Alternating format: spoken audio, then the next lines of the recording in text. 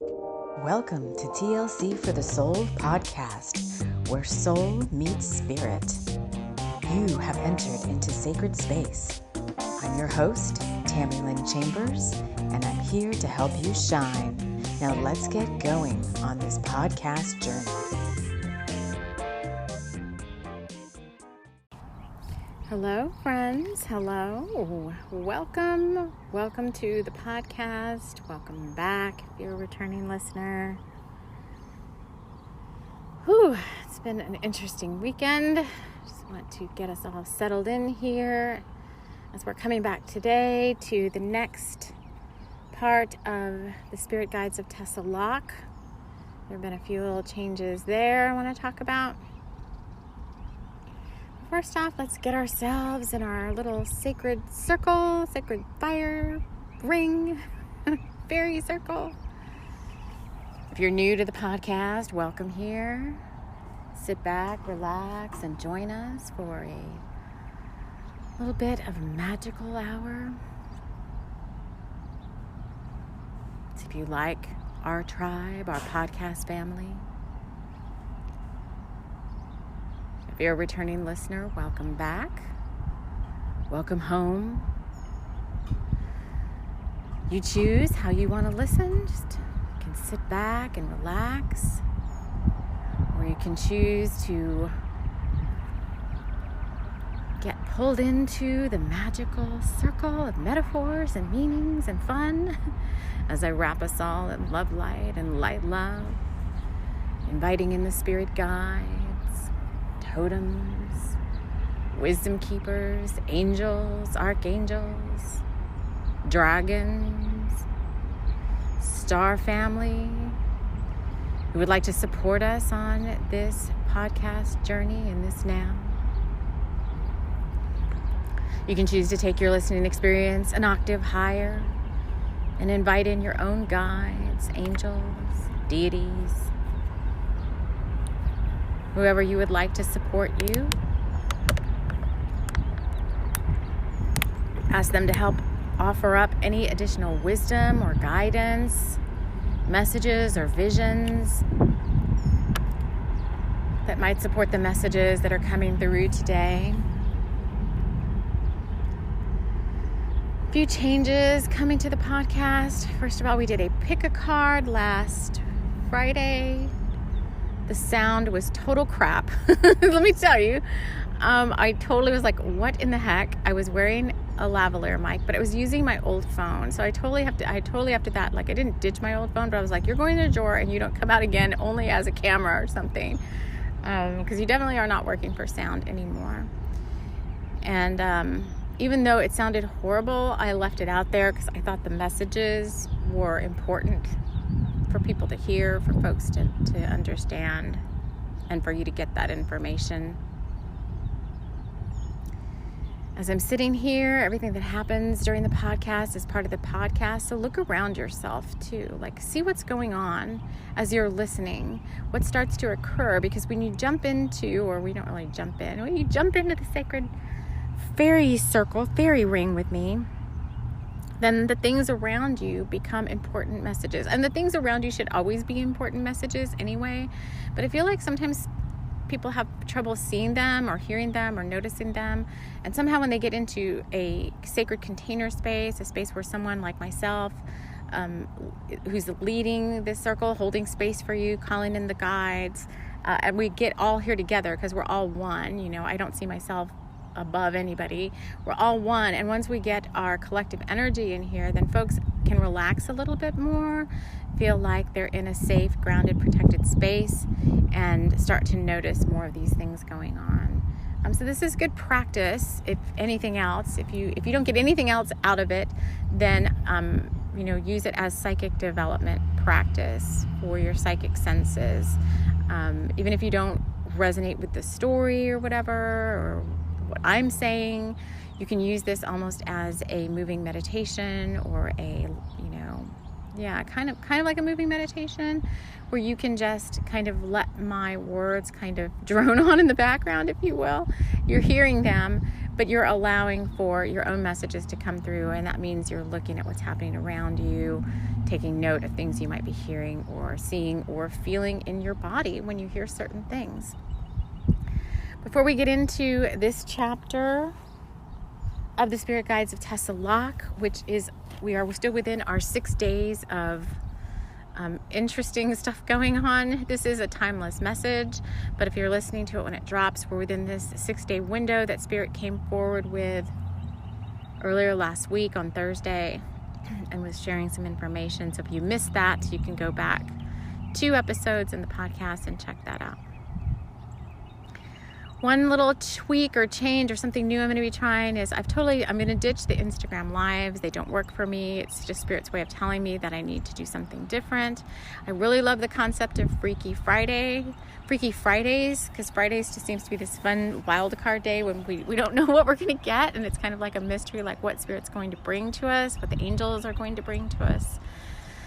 And so I want to start doing Freaky Fridays. And Freaky Friday, I think, was a movie where, like, wasn't it like a mom and a daughter, like, switch places or whatever? Like, the daughter spirit went into the mom's body and so forth. And so it was kind of like a funny movie. I think it was Jamie Lee Curtis. But what I'm being guided to do, and I think it'll be kind of fun, we'll see how it works, is to do Freaky Fridays where I do a YouTube video. And we still do the podcast, but I do it as a YouTube video, or just a video that I'll post on YouTube, as well as the podcast. So we're kind of switching places, because normally when I do the podcast, I'm doing it for the podcast, like, listeners, and I upload it to YouTube as a podcast where you can't see me. But for Freaky Fridays, we'll flip the script a little bit, and we'll do a video which I'll upload to YouTube, and then I can extract out the audio and upload it to the podcast. So just something fun and different, and we'll see what's coming through. And then Spirit Guides of Tessa Loch. Let's just go here for a minute, because they've renamed, so it looks like our Spirit Guides of Tessa Loch want to stick around as a book series. So we've been working on this one for a while, and if you're new, or even if you're returning, you may not even remember chapter 1. So I just want to briefly talk about that, because we're bringing, I told you, I thought that Jenna Lee was coming back in. She's the other person in this book 1, I guess we're going to call it. And at first it was just supposed to be like mini stories, but it seems to be going somewhere with this 6 days thing. So this, I know there's a little bit of wind. This one is Spirit Guides of Tessa Loch, and this book is going to be called All Paths Lead Home. And it started with the Mist Vamp, who is, so this book is going to be using my spirit guides, the ones that I work with and that are bound, energetically bound to me, the ones I keep bringing up that are this big list of guides, want to come out in this book series. And that's fine, because I don't normally go to them and use them that often unless they come to me. Sometimes I forget about them. So I'm really liking that I'll be able to work with them more frequently. So we're renaming the Spirit Guides of Tessa Loch. This book 1, is going to be called All Paths Lead Home, which has come up before in the podcast. But chapter 1, I'm not going to read it because it is out there. I don't know if it's even out there somewhere. I don't want to start over at the beginning. But it was Jenna Lee. She was in Glastonbury. She was walking home from work, and a deep fog came around her, and it was our Mist Vamp. And we worked with the Mist Vamp 2 or 3 months ago. So you can go back. I think it was February. But the Mist Vamp went all around her, slinking its way all through her body. He's very kind of sensual, but he's just like very respectful of your space, and he's more like getting you to feel out, kind of knowing where your energy ends and his energy begins, and the collective energy begins, and all that. And these guides are available for you to work with, like if you want to call in the Mist Vamp. All you have to do is to say, work with the Mist Vamp from TLC for the Soul. The Spirit will know who you're talking about. The Mist Vamp will know you're calling to him, and you can work with him. But he's come out a lot, and he's really fun to work with. But the Mist Vamp drew her. Instead of walking home, she was compelled to walk up to the Glastonbury Tour. He surrounded her. She reached the top of the tour. The mist was touching her, and it settled over her, and she traveled in her dreams to Avalon. So she went on this very similar journey that I take you guys on when we go to Avalon, and she ended up with Merlin. And when it ended up, Merlin was saying, let's get on with this, girl. And Jenna followed, and she could feel that there was some sort of transformation coming. And then at that point, it shifted, and the Divine Masculine came into chapter 3, and that's where we met Rutger O'Malley, who was working at the Drunken Spoon Tavern. And we left that like a few months back. We didn't do anything with it. And then all of a sudden the lone wolf showed up. And he was not one of my guides from my list. He was a new guide. And we talked about Rutger getting into the raft. The lone wolf leading Rutger to the river where there was a raft waiting. And Rutger had a knapsack filled with some interesting items that we haven't quite figured out what they all are yet. How he's going to use them. And we've been working with him the last 2 episodes of the podcast, just talking a little bit about him. And one of the things that was prominent was his girly magazine that showed up in the knapsack that triggered him, reminded him of his girlfriend, his ex-girlfriend, past girlfriend, Jenna, where they didn't have such a good relationship. And he kind of was like triggered, and he threw the magazine aside and was just like, oh, I don't know what to do about that. And he was lulled to sleep by the 3 people, the 3 elementals that came into his fire circle and were kind of just hanging out there. And we don't know who they are yet or what purpose they serve. So we're going to jump in now to chapter 7, which we do have Jenna finally waking up from her dream at the top of the tour. With Jenna Comes Home, I'm going to read this, and then we'll dive into see if Spirit, the guides, angels that are here have any messages or metaphors they would like you all to be aware of. So this is Jenna Comes Home.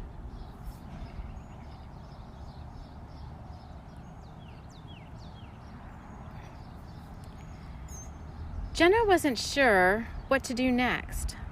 Merlin had gone on some sort of personal quest, and she was all alone in Avalon. She felt like she had been here quite some time now, and she was anxious to return home. Her familiar, a beautiful brown tabby named Merx, might be lonely without her. How long had she been gone anyway, and how was she to get home? She seemed to recall that she had been up near the tor when a strange mist, the mist vamp, had surrounded her, and then she had ended up here. The barge to Avalon and beyond pulled alongside the shoreline where she stood, having been left there by the Merlin as he had bid her farewell, letting her know she could stay on if she liked. Jenna boarded the barge and silently wished to go home. The bargemen rowed and the mist parted, taking her away from the Holy Isle. When she opened her eyes again, she saw the tor and sunlight. The mist that she thought was a man was gone, and she felt the dream beginning to fade. Her watch read 1:30, and she realized that what had seemed like days had only been hours. She stood slowly, wiping the sleep from her waking mind. She didn't know what to do next, so she walked back down the tor walkway as she tried to recall the teaching she had received on Avalon. They're saying this is important. So it says it had 3 parts, this Avalon teaching, and it went something like this. Merlin talking now as he laid out a small blanket and asked her to sit down by the fire. Girl, in your life you will face challenges and trials. I'm here to tell you that they shape you, but only if you understand why you are receiving the lessons. He proceeded to tell her that he himself had been in a very sad relationship when he was a young lad. Someone had hurt his heart deeply, and he had vowed that he would never love again. Sometimes we make this mistake, he said, not understanding the true consequences of our actions. Vows have power and should not be taken lightly, he said, reminiscing. If I had only known how much I was hurting myself, he said more candidly than he had ever spoken before about this to anyone. He must be softening in his older years. He couldn't recall his actual age anymore. He had forgotten that he was timeless. You must break the vow, he said to Jenna. You can't continue on like this alone anymore. And the relationships you do have are overshadowed by this terrible vow you made one day in haste. Break the vow and reclaim your power. His voice faded out as Jenna found herself in front of the Drunken Spoon Tavern. She didn't want to be here. Rutger worked here and she had broken up with him. She didn't understand why. She had really liked him, and she thought he had really liked her too. Maybe she was fooling herself, she thought quickly, walking away from the front door. She felt compelled to want to go inside, but she stilled her heart and turned quietly towards home. Maybe I should do something about that vow, she thought, as visions of Merks, standing over his empty food bowl, touched her mind's eye. So, this keeps coming up, you guys. This keeps coming up. This is like the third time now. Well, actually, it may even be more than the third time. I'm going to have to just change locations because it's starting to rain. This is more than the third time now that we have talked about, vows. And as I go, you guys are going to love this. As I go to put my pack on, and I know I'm making like noise with my stuff. As I go to put my pack on, when I walk and stuff, I collect stuff that I find. And I found like some Uno card a long time ago. And I put it into a little part of my pack. And this is like my lucky pack. It's been, I don't want to say, maybe it is lucky. It's been with me everywhere. It's been with me in California on all my walks down to my favorite beach. It's been with me through my very low period of life. And I would walk and like try to regain my courage and my power from some stuff that happened. And I would collect these things along the way. And as I went to put the pack on, as I was talking to you guys, the Uno card fell out. It was just tucked in a little back part. And it's the reverse card. And it's got one arrow going one way and one arrow going another way. And this card usually comes out during retrogrades. But this time we were just talking about reversing vows and the reverse card. I will take a picture of it. I think I can do YouTube shorts. Maybe I'll put it as a YouTube short. I'll have to figure out how that works. I don't want to lose my little card, so I'm going to stick it back in. But now we've got Merlin coming forward, talking about reversing old vows, and he coming to realize, even though he's a timeless being, so that's something too, like, we think we work with our guides, and now some guides everybody's ascending. We're all part of Source. And if ascension's happening, if it's happening for one of us, it's happening for all of us in some way, shape, or form. And a lot of times when we work with our guides, I don't think we realize, like, they're ascending too. They're moving up in vibration. If we're moving up in vibration, they're moving up in vibration. Source is moving up in vibration. And then, it's the other way. Source is moving up in vibration. Our guides or angels are moving up in vibration. We're moving up in vibration. So our guides have work to do too. So, like, if Merlin says he's going on a sabbatical, and I've tried to touch base with him a couple of times in the past couple of days, because he told me he had work he wanted to do for Sisters for the Sword on behalf of Avalon, and I hadn't really heard anything from him. And I just tapped in and I was like, hey, are you doing okay? Like, I talk to my guides just like they're friends, and I was like, are you doing okay? Now, I have obviously respect for them, because they're, a lot of them are at the master level, so they're like my teachers. They're not, some of them are not your guides for a reason, like they have things to share with you. So out of respect, I was just like, is there anything, I can do? Can I support you in some way? Because I felt like he was off questing himself. Like he had gone on like his own vision quest. And he was like, no, I'm just like working. He was just like, told me he was like working on his own shadow stuff. So I think sometimes when people are like my guides, I'm talking to my guides and they're not talking to me. There's various reasons for that. But some of them too is like they're off doing their own work and maybe they are not able to support you. Like maybe it's going to call on another guide at that point. Like call on the angel. The angels are always there. They're here to serve and support. They will come regardless of when you call. The archangels, the same things. They're here to serve. They're going to come regardless when you call.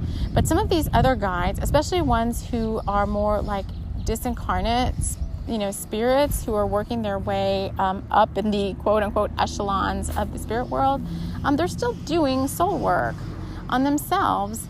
And that would happen sometimes too when I would call on like my divine counterpart.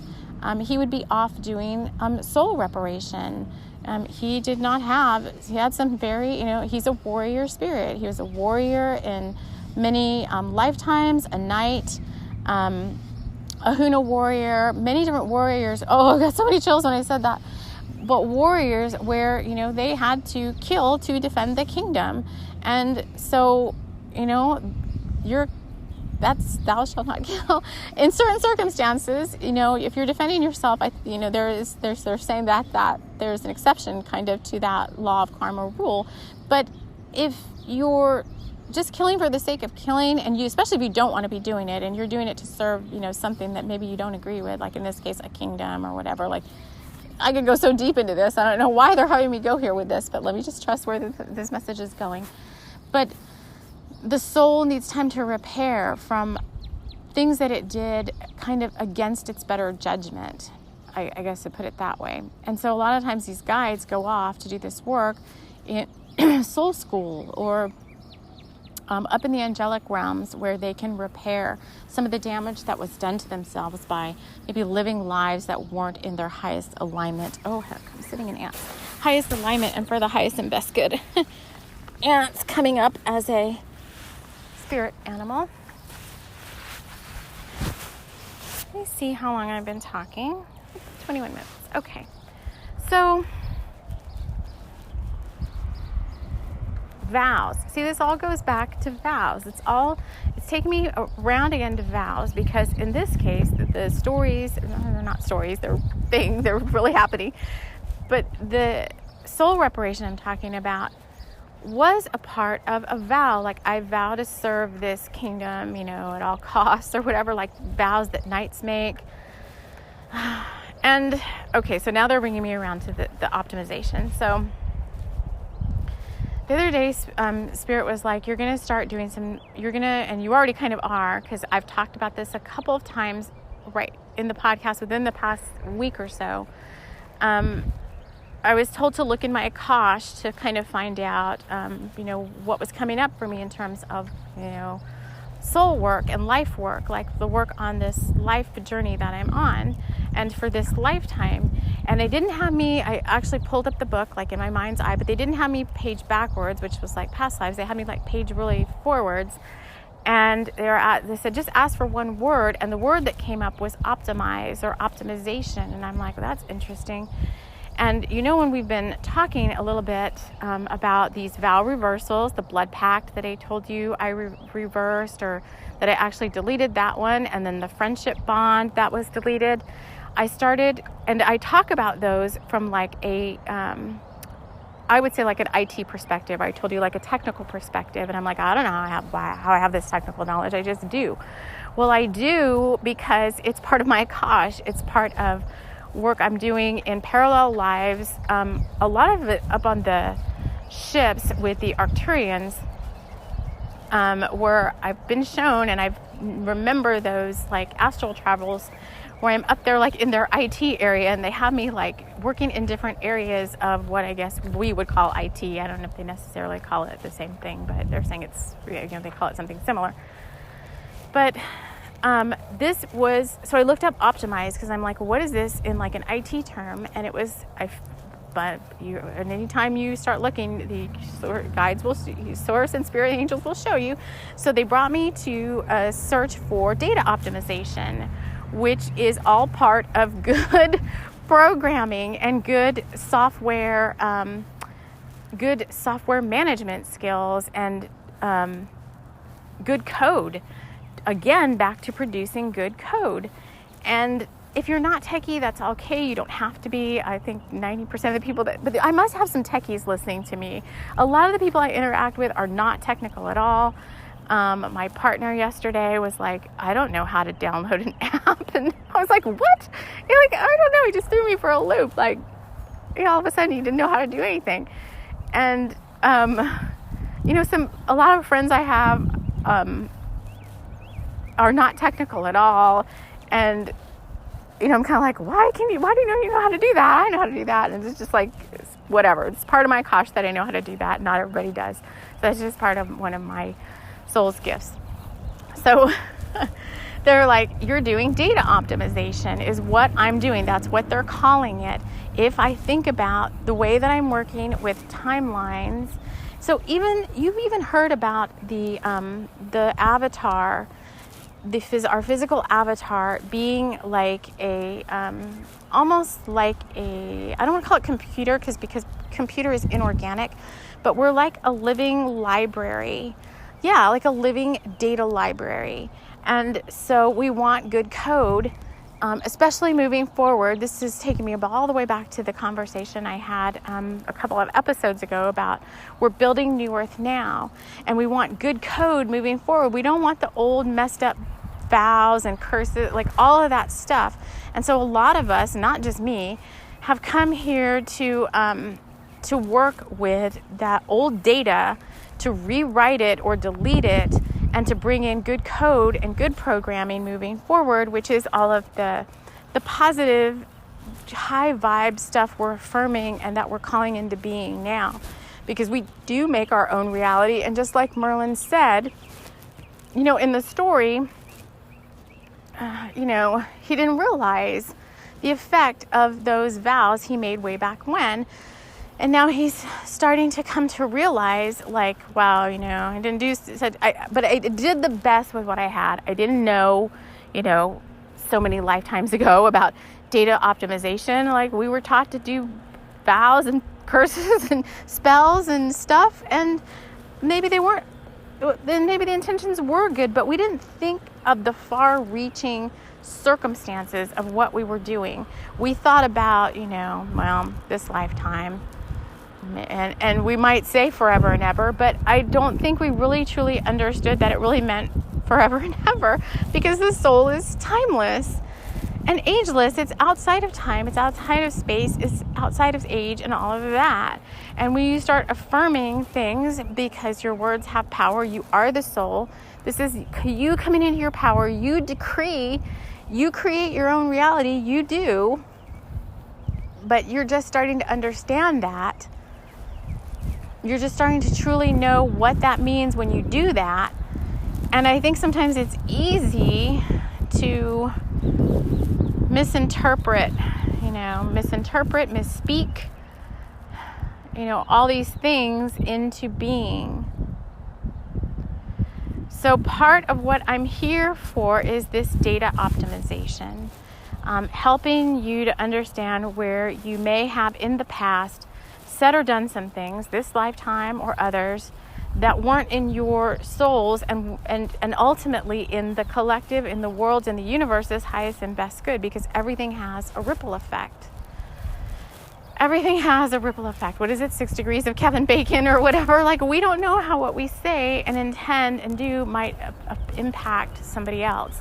And so it's not to say that you don't want to say or intend or do like nothing because you don't want to impact anything, but it's just always having, always trying to put the positive spin on your intentions. If you catch yourself affirming or speaking something that is not, high vibe, watch yourself. I would just really say watch yourself. They're bringing me back to the other day when the dog, did I talk about that here? Yeah, the dog. When the dog pulled me down, oh my gosh, I was so angry. I wasn't angry at her because she was just playing. We were just playing. But I was kind of angry at the situation, and I was like, Mia, her name's Mia. I was like, Mia, I'm just an older lady and you're pulling me down. And if you take me out, then there's nobody to take you outside anymore. And if you injure me, because this is not the first time I've been injured with her. I had a really bad tailbone injury like a few years ago. And I was like, if you injure me, there's nobody to help you. What are you doing? And I was like, Angels, what are you doing? And I was like, I just had to get the anger out. I was outside and I was like, I was just so mad. And I was like hobbling back to the house with the dog, and she's looking at me with her cute little eyes like, well, I don't know what I did. Maybe she did know what she's doing. She's very, very smart. And part of what she could have done would have been maybe do it to get me to get the anger to come out. We don't know. This dog is a being from, I told you she's from the Antares. If you guys don't believe me, post a picture of an Antaran and of my dog, and you're going to know that she is the star being. Anyway, so let me just, because that's a lot of talking. I told you guys Mercury and my Gemini season was going to just make me, I don't feel I'm rambling, but I feel like I'm talking about a lot. Let me just check in. Is there anything else they want me to talk about? Why do you want me to say that?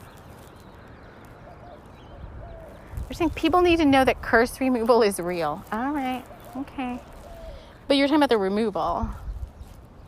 Oh, so they're saying if you say that, if you feel like you've been cursed, or if you've cursed something in the past, that you just have to, with good intention in your heart, say that you remove any curses, any vows, any contracts, anything that you intended that may or may not have been for the highest and best good of all involved, that you remove those and just see the curse, the vow, the bad contract or whatever, as an energetic being, thing, bubble, cloud, whatever you want to see it as. This is like vow removal, curse removal 101. Just see it as a bubble, a thing. And then they're saying just banish it into the violet fire. And you don't even have to say banish it, because you can just say, I didn't have the best intentions when I did this. I understand that now. I take this bubble, this cloud, you can see it as a dark cloud or whatever. You can ask for the angels to come in and take it from you. You can create a violet flame next to you. You just have to invoke it. Ask the violet flame to come in. And we're going to do some exercises this coming week so that you know that you're really doing these things. You'll have actual physical proof that you're doing something. But you can tell that cloud to go into the violet fire to be transmuted. You can send it down into Gaia to be transmuted. And you can just say, I remove this. They keep saying banish. I remove this curse, this vow, this thing, this cloud. If you don't know what to call it, just see it as a cloud and send it into the violet flame, or just say I'm sending it into the violet flame to be transmuted, or I'm giving it to the angels to take it from me to transmute it, or I'm sending it down into Gaia, whatever one feels best to you, to be transmuted. Gaia will transmute lower energies. The angels know what to do with it, and the violet flame definitely knows what to do with it. So that was, oh my God, they wanted me to talk about. That's a lot. Let me just get my bearings straight here. So this is very interesting. Very, very interesting. I don't know what we're doing next week. I think we're still in this 6 days of kind of waiting to see what June is going to bring. I don't feel like June's coming in yet. I feel like we still have an episode or two to talk more about this 6-day period. We just have maybe one more to do leading up to the full moon. And then we'll be able to move forward with thinking about June. So that is all I have to share right now. I look forward to talking to you again soon. And on Freaky Fridays, I'll be seeing you soon. So if you listen to the podcast and you want to see me in all my liveness, I'm going to try to be out in nature as much as I can to do those videos. This is very calming and relaxing for me, and will be for you. Then you can look up TLC for the Soul on YouTube and subscribe to me over there. And I thank you all so much. I really enjoy our podcast family. I thank you for listening, and we will see you all again soon in the next episode. Take care.